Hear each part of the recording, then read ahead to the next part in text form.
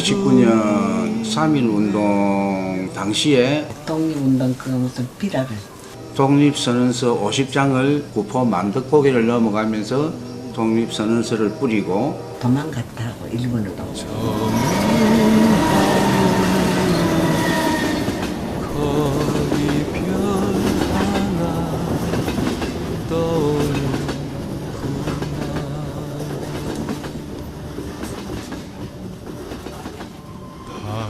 이를 계기로 그는 일본에서 하나님을 만나게 된다. 19세의 어린 나이에 정신적인, 교육적인 그리고 종교적인 면에서 민족을 위한 소명을 발견한 후 기독교 교육에 헌신하게 된다. 하나님께서는 일본의 명치학원 신학부, 미국의 프린스턴 신학원, 스코틀랜드의 에딘버러 신학대학원을 거치는 당대 최고의 신학 교육을 받도록 허락하셨다. 청년 윤인구는 하나님의 말씀으로 조국의 모든 영혼을 구원할 열정과 함께 시베리아와 만주를 횡단하는 기차를 타고 돌아오고 있었다.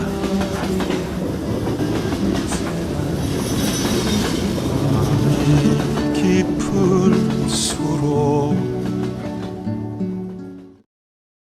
귀국한 직후 28세에 주기철 목사의 주례로 방덕수 양과 결혼하고 곧 진주교회 목사로 사역을 시작한다. 32세에 농촌교회 교역자와 농촌 지도자의 양성을 위해 헌신하기로 결심하여 교회를 사임하고 마산 복음농업실수학교의 교장으로 부임한다. 김해군 대저면에 학교를 임시로 세워서 그 이름을 복음농업학교라 이랬어요. 거기에 내가 3년을 다녔다. 자전거를 타고 그래가지고 경주로 가는 거예요. 경주.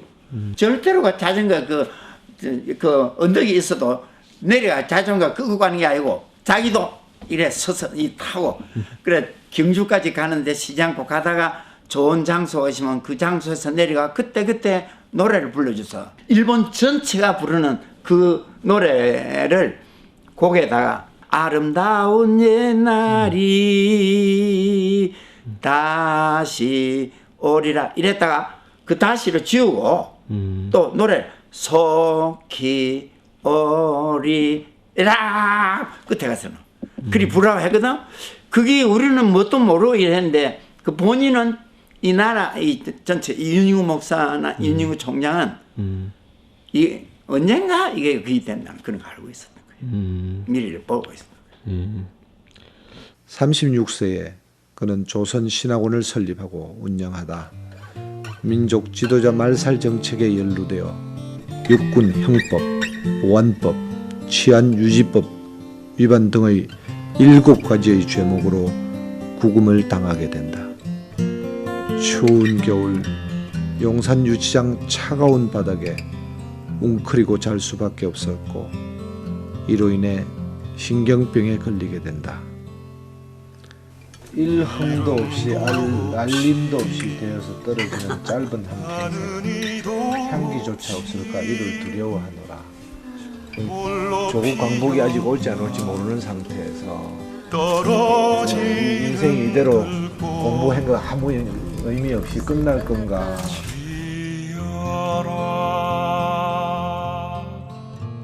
그 향기 저 산에 넘쳐 오건만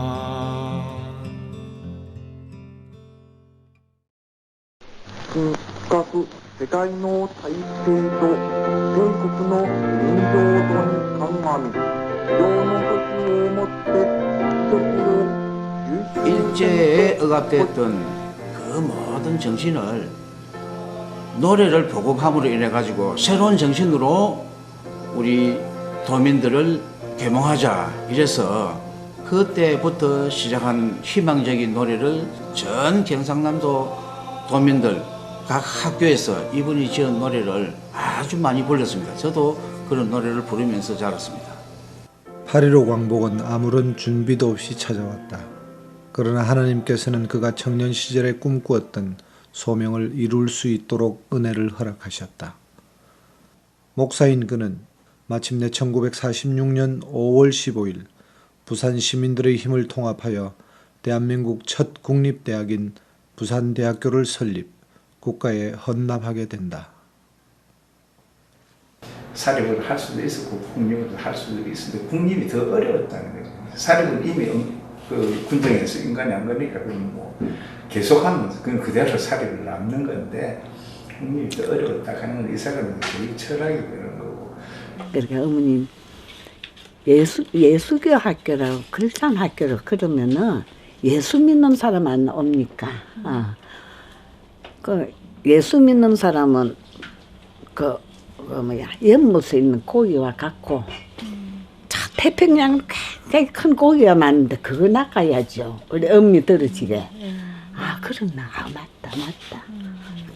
그러나 대신동 임시교사에서 새 출발한 지 몇 년 되지 않아 6.25 전쟁이 일어나고 학교는 위기를 겪지만 모든 것을 극복하고 1954년 종합대학으로 승격된 부산대학교에 초대 총장으로 취임한다.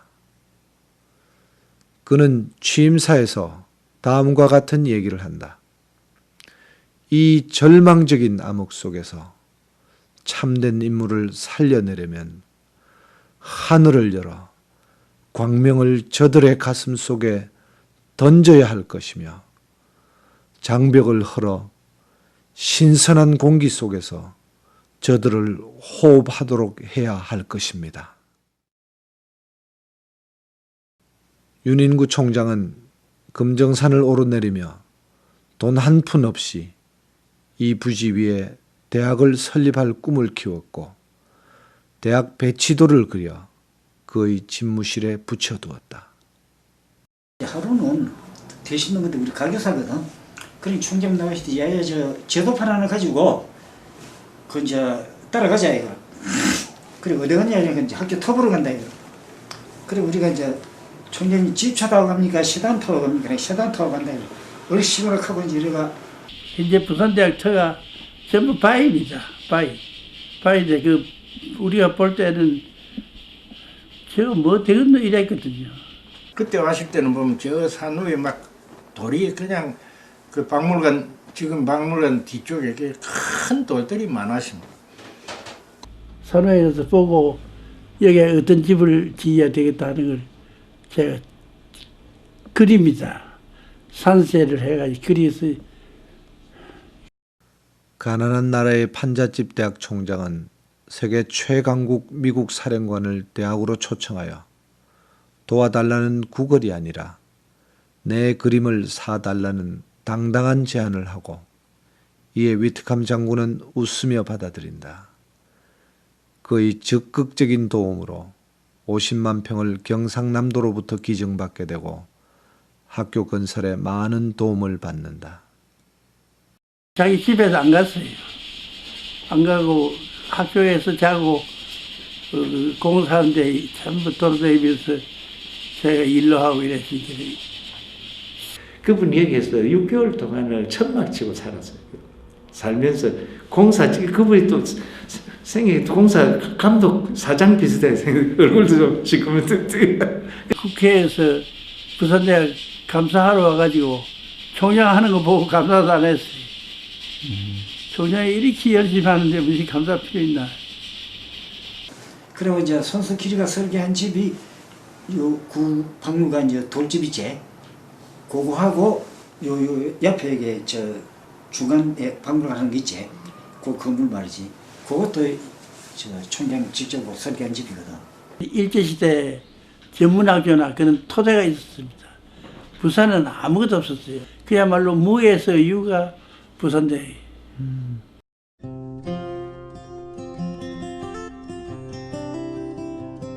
시온의 아름다움 그 당시 말하고 그 보면 부산에서 제일로 큰 건물이었거든. 근데 그 집이 좀 높습니다. 이 높아요. 보통 집 2배쯤 되지요.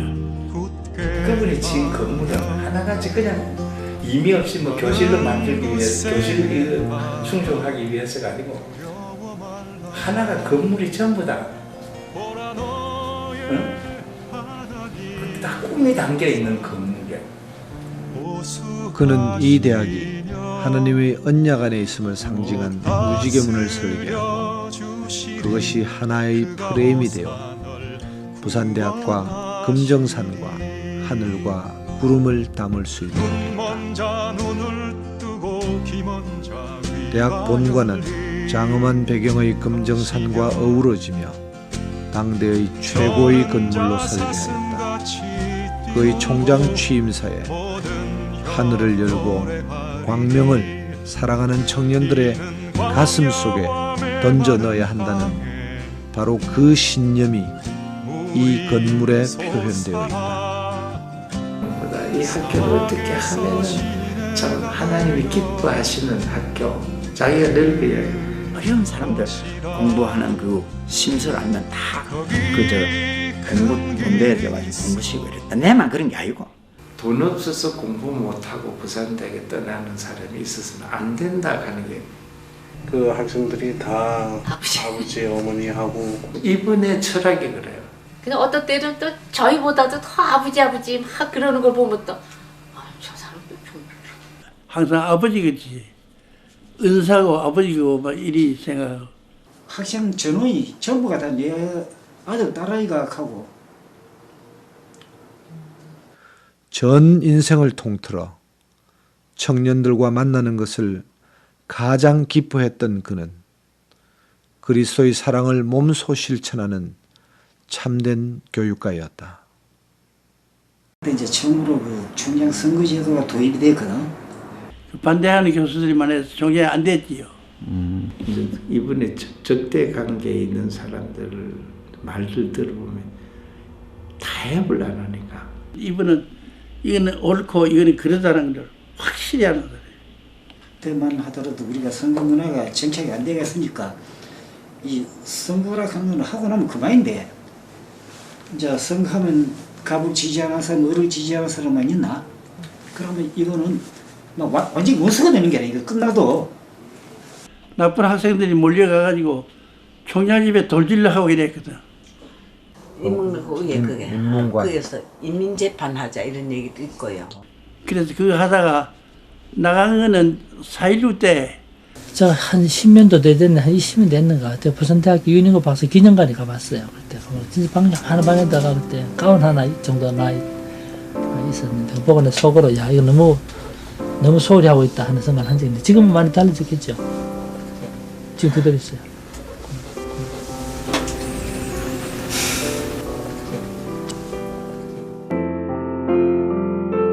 오래 기도해가지고 사실로 그 땅이 이루어졌는데 그 땅 50만 평을 받았을 때에 그 윤인구 목사님이 바위에 꿇어 앉아서 기도했던 그 이야기를 들으면 과연 오늘 부산대학이 50주년이 넘었지만은 이분에 대한 그 공로와 업적을 어느 정도 알고 있느냐?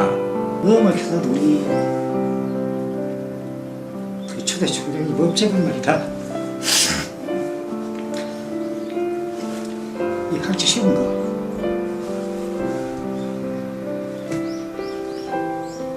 그래가지고 참 우리 집 학교에 대해서 얼마나 그걸 했는데 나중에 그 생각하면 지금도 눈물 나거든.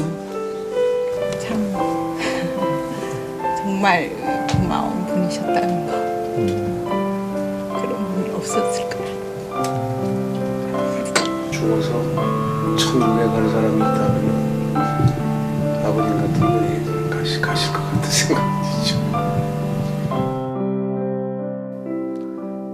나는 그 자리에서 사표를 써서 내던졌다. 그것이 부산대학교를 위하여 전후 15년간 심혈을 기울인 대가였다.